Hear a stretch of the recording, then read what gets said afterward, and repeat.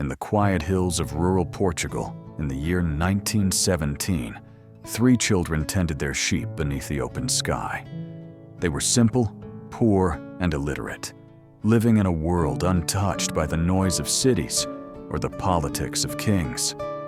But what they witnessed would soon shake the world, divide skeptics and believers, and remain one of the most astonishing mysteries in Christian history. This is the story of Fatima, the miracle that made the sun dance before tens of thousands of witnesses. Lucia dos Santos was only 10. Her cousins, Francisco and Jacinta Marto, were 8 and 7. Every morning, they would walk barefoot through the dusty paths of the Cova da Iria, a small field near their village. Their lives were humble. No toys, no books, just the songs of birds and the gentle bleating of their sheep. But on May 13, 1917, as they prayed the rosary under the noon sun, the air around them changed. A sudden flash of lightning, though there were no clouds. Startled, they looked up. Standing above a small holm oak tree was a lady, clothed in light brighter than the sun. Her face was serene, her hands folded in prayer, and a rosary dangled between her fingers. Lucia later said, "Her light was so intense, yet we were not afraid. It was a love that penetrated our souls." The lady spoke softly, "Do not be afraid. I come from heaven." She told the children to pray the rosary every day to bring peace to the world and an end to the war. At that time, World War I raged across Europe. Millions were dying in trenches and fields soaked in blood. And here, in a forgotten corner of Portugal, heaven seemed to intervene. Lucia, curious and brave, asked, "Will I go to heaven?" The lady smiled. "Yes, you will." And Jacinta? She too. And Francisco? He will go to heaven, but he must say many rosaries first. Before vanishing into a radiant cloud of light, the lady promised to return every 13th day of the following months. The children promised to come back. When they ran home, breathless and radiant, they told their families what had happened. But their mothers scolded them. "Nonsense! Visions! You're making this up!" Yet word spread like fire.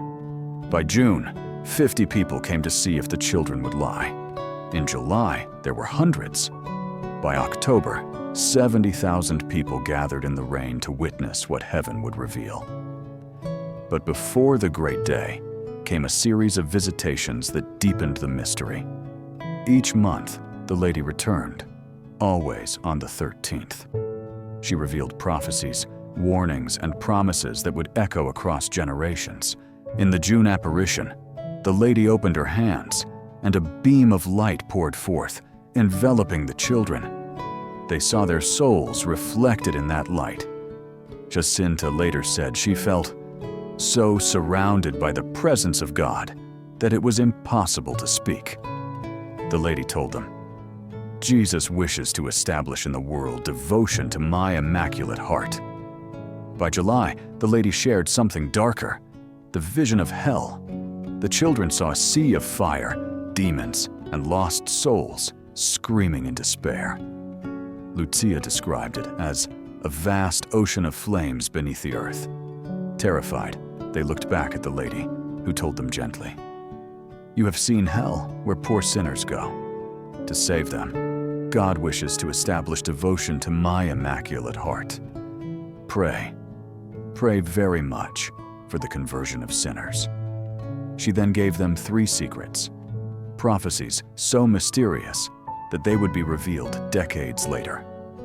The vision of hell, a warning of another, even greater war if people did not repent, what would become World War II. A vision involving persecution of the church and a bishop dressed in white who would fall under gunfire. Many later linked this to the attempted assassination of Pope John Paul II in 1981. The authorities grew uneasy. Local officials accused the children of spreading superstition and stirring unrest. The mayor of Urem even kidnapped and threatened them, demanding they confess to lying. Lucia, only 10, told him firmly, "We will not tell you the secrets. You may kill us if you wish." For 3 days, the children were held in prison. The prisoners, hardened men, were so moved by their courage that they prayed the rosary with them every night. When they were finally released, the lady appeared again and told them, "In October, I will perform a miracle for all to see." The news spread beyond Fatima. Skeptics mocked, newspapers ridiculed, but thousands came anyway. Peasants, atheists, professors, soldiers, priests. Rain poured down relentlessly on October 13th, 1917. The crowd shivered, their clothes soaked in mud. Yet, the children knelt in the field, their eyes fixed on the sky. Lucia shouted, "Look at the sun!" At that moment, the clouds broke apart. The sun appeared as a disk of silver light. It began to spin, faster and faster, casting rays of color across the landscape. Red, blue, yellow. The colors danced on the faces of the awestruck crowd.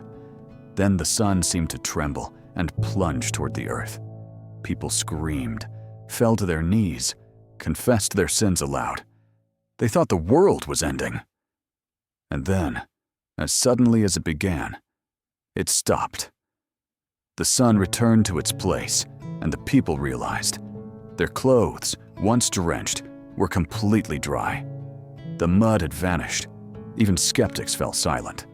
The event was witnessed by over 70,000 people, including atheists and journalists, who later admitted something beyond natural law occurred that day. The O Século, Lisbon's secular newspaper, wrote, "Before the astonished eyes of the crowd, whose aspect was biblical in itself, the sun trembled, made sudden, incredible movements outside all cosmic laws.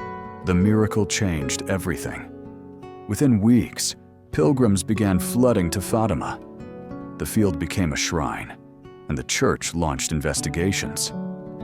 Over time, the apparitions were declared worthy of belief. Pope Pius XIII would later consecrate the world to the Immaculate Heart of Mary, as the lady had asked. But not all 3 children lived to see it. Francisco and Jacinta died within 2 years, victims of the Spanish flu pandemic. They had been told by the lady they would soon go to heaven. Lucia, the eldest, became a Carmelite nun, spending the rest of her life in prayer and silence. She lived until 2000, nearly 100 years old, the final witness to a miracle that forever changed the 20th century. The Virgin's message was simple yet urgent. Pray the rosary. Repent for sins. Seek peace through faith. But the legacy of Fatima went beyond devotion. It became a sign of hope amid the chaos of modernity. During World War II, Pope Pius XIII saw what he described as a solar phenomenon, similar to Fatima, while walking in the Vatican gardens. And in 1981, when Pope John Paul II was shot in St. Peter's Square on May 13th, the anniversary of the first apparition, he credited the Virgin of Fatima with saving his life. He later traveled to Fatima to place the bullet that struck him into the crown of the Virgin statue. Even today, millions journey to Fatima every year. They come not only to seek miracles, but to understand what happened that day when heaven touched the earth. The sun, scientists say, cannot dance, but faith, as it turns out, can move more than mountains. It can move the human heart toward light.